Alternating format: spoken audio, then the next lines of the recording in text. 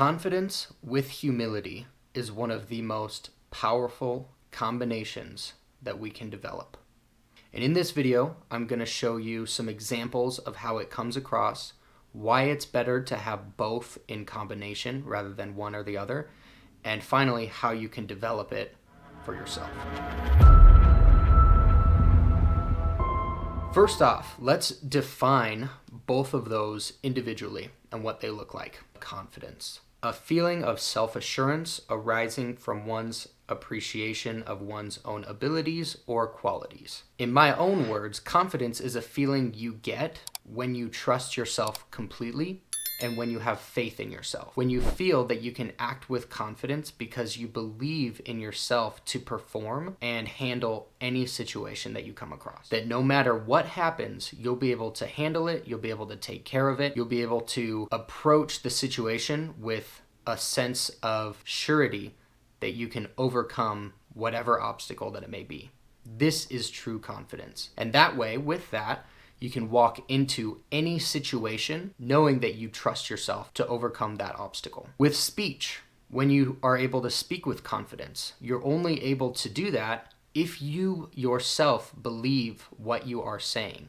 So, being able to speak with confidence comes from an internal sense of self-belief that you are a person of your word, that you follow through on the things that you say you're going to do. You're someone that not only follows through on what you tell other people you're going to do and fulfilling your promises to them, but you also follow through on the things that you tell yourself, the promises that you make yourself. Simple examples. I'm going to wake up on time. I'm not going to hit the snooze button. I'm going to stick to this new habit or this new routine that I've decided that I want to do. Becoming a person of your word will give your words power because when you speak, it's absolute. This is speaking with confidence. Over time, this creates a sense of self-confidence and a sense of conviction that you follow through with the things that you say you're going to do. And no amount of talking a big game can possibly hope to match against someone who takes action on the things that they say. This is how you create tangible confidence. We think about people that walk into a room and we can feel the difference around them. We feel the confidence coming over to us. We feel more confident in ourselves when we're around those people. When they say things, we believe them. So what is humility? This is kind of a difficult word because a lot of people, when they think of humility, they think of weakness. And I disagree. Humility is simply having a good sense of who you are, being willing and able to recognize both your strengths and your weaknesses, and being okay with them. And with that, always being willing to learn and not feeling the need to brag about the strengths that you have for the attention of other people. You just are who you are, and you're okay with that. And you don't need to look better to other people. You're proud and happy with who you are. Now, why shouldn't we have one or the other? Why do we need both of them together? Humility, I think that's a pretty easy and simple one, because humility by itself is easily translated into weakness. Your lack of confidence will take away your ability to see your own strengths, to recognize your strengths. And with just humility and no confidence in yourself and in the strengths that you do have, the only thing people are likely to see is your weaknesses. You yourself will see your weaknesses will stand out because you are not confident enough to show your strengths that you do have, to not only, again, recognizing it yourself, but showing it to other people. Your lack of confidence will take away your ability to stand up for yourself, to speak up when you need to, not only for yourself, but for other people as well. To be somebody that's strong and that can be depended upon. We'll talk more on this later. As for confidence alone, it can easily come off as arrogance or cockiness or thinking that you're better than other people, which never comes off as an attractive quality to anyone. Confidence with humility is one of the most dangerous and attractive qualities that anybody can have. Let's look at a few examples of this. Jordan Peterson, I'm sure you all are aware or have seen or heard of this topic that he talks about, becoming a monster. You should not be violent, but you should be capable of violence. And it is this potential for violence that allows you to carry yourself differently, to carry yourself more confidently because you have self-certainty, you have self-surety. You know that you're capable of doing great things, not just violence though. Being a monster, being a savage, like David Goggins even talks about a lot, if you follow him, is something that is from within. But being a savage, being a monster, it's about attacking adversity, overcoming challenges, facing things head on with confidence, like we're talking about. But having that internal potential or capacity for greatness, for violence, for whatever it may be, where you're able to, if needed, stand up for yourself. If needed, stand up and be strong for other people so that you can be a leader and you can be an example. But you don't need to push your arrogance and cockiness onto other people all the time or feel the need to provoke violence. I think of this with like movies and characters. So imagine with me for a moment, just think of any kind of movie scene.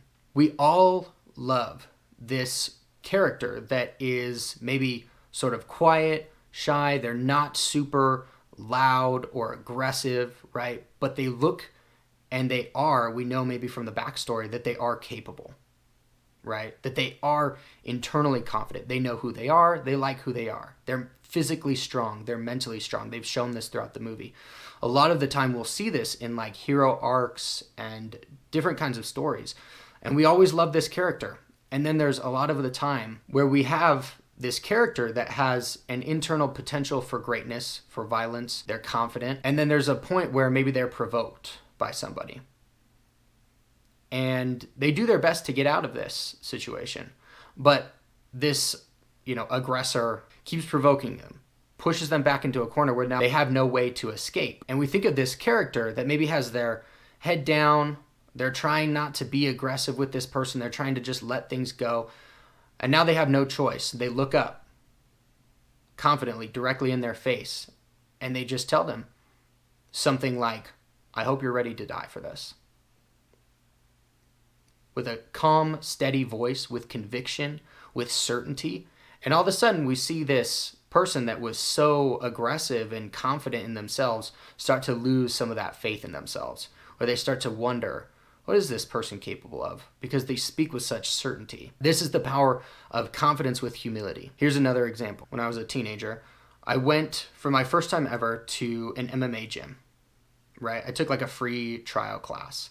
After the class, I was talking to one of the instructors who was, I can't remember if he was like a pro fighter or if he was like semi-pro or whatever. So I was talking with him afterwards. He was telling me how he worked nights at a club as a bouncer and how because of his ability to fight, he told me this and I've remembered it ever since, that as long as somebody is walking that way, he said, as long as you're walking that way, you can say whatever you want to me.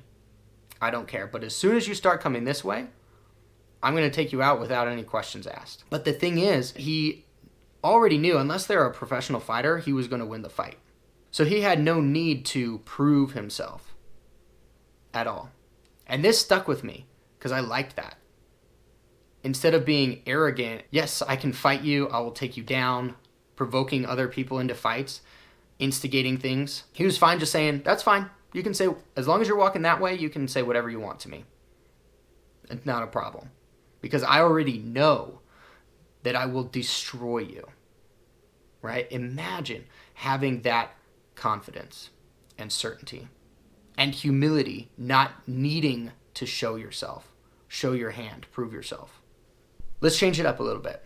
I love ancient warriors, philosophies, stoicism. I like them because I like to reference the way that they lived and the things that they stood for.